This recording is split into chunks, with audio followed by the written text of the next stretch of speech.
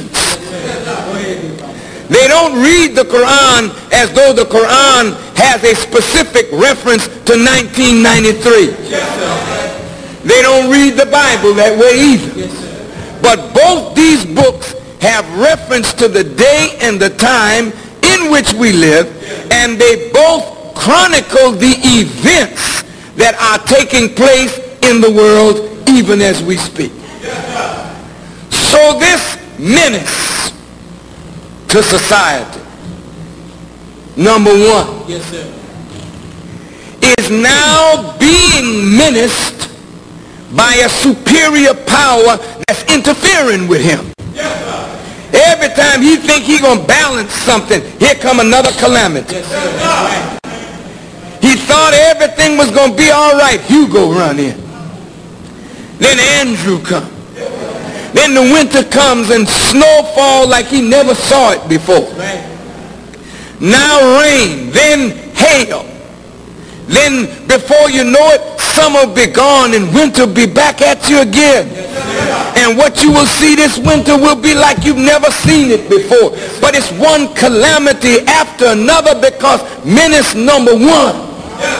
Got to know that strong is the God who has come to purchase and has purchased this field.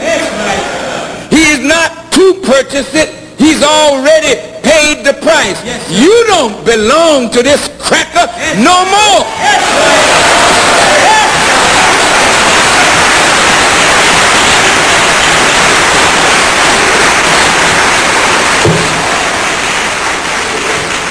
The price has already been paid, but you are now a willing slave that wants to stay with your slave master. You have been redeemed, but you don't want to leave your wicked slave master. God came among us in the person of a human being. And say, well, I don't believe that. I don't believe that no God come in the person of no human being. Now, stop it, Farrakhan. God is some spook or formless spirit that inhabits space.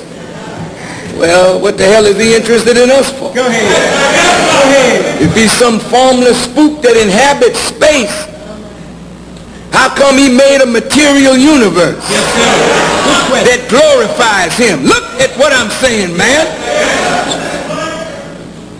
He said, whatsoever is in the heavens and whatsoever is in the earth glorifies him and bears witness to him. And he made a material universe from spiritual truth. An unseen truth that manifested a physical reality. Yes, sir. Go ahead.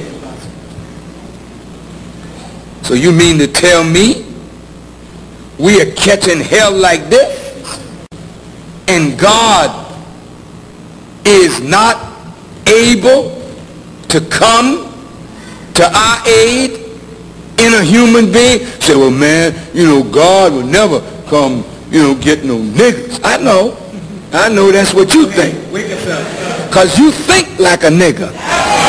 You don't, wait a minute. Listen to me good. You don't think you got no value at all. So why would the Most High think enough of a nigga to come and visit you? But you pick up your Bible and your Holy Quran.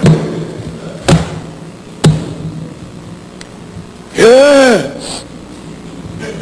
And God, God came down and talked to Moses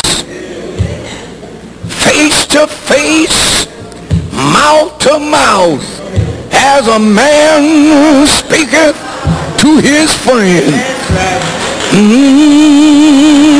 Can I get a witness? Look here. That same man talking about what God did for some folk 4,000 years ago that he don't know nothing about. And you sit there saying, ain't it the truth? Gone, Reverend.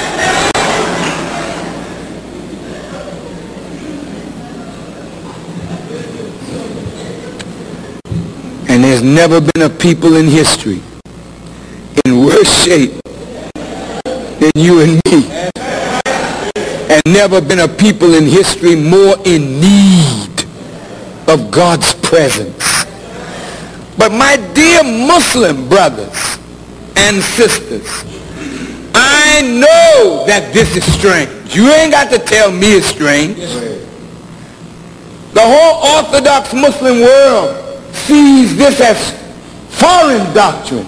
Yet the Quran says, I'd like to read it to you.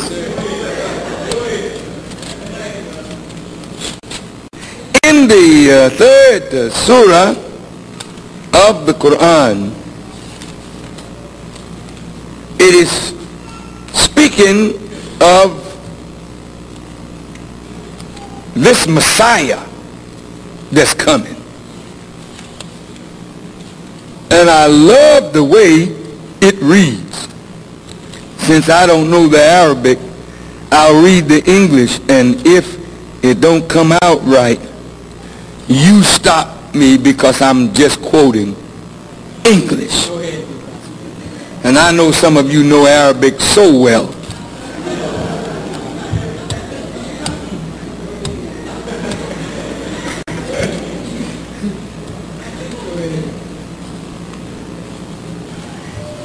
And when the angel said, "O Mary, surely Allah gives you good news with a word from him of one whose name is the Messiah, Jesus, son of Mary, worthy of regard in this world and the hereafter, and of those who are drawn nigh to Allah.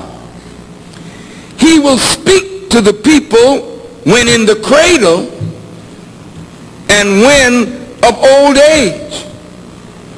He will be one of the good ones." Let's stop there a minute. Because Jesus, the historical Jesus, never reached old age.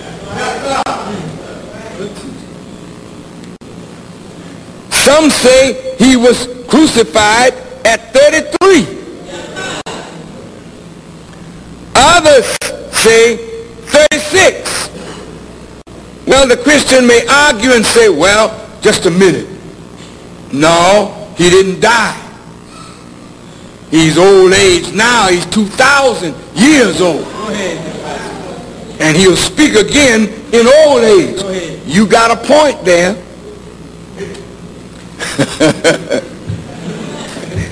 But try this one on for size. If his body is from the earth, and it was, and he had a hole in his side, and he did. And the last they saw of him, he was going on away, and the disciples saw him disappear in the clouds. The book then tells you he's sitting at the right hand of his Father. Where's that? We don't know. Now he's off the earth, and for 2,000 years he's somewhere coming back in the same body. Jesus in the book says, those of you, this generation shall not pass, he said, before you will see these things. 20 generations have passed. Yes, sir. It's not talking about a man yesterday. It's talking about a man in your day. You're the one that needs the Jesus. And the world is the one that needs the Messiah. Now look, this Messiah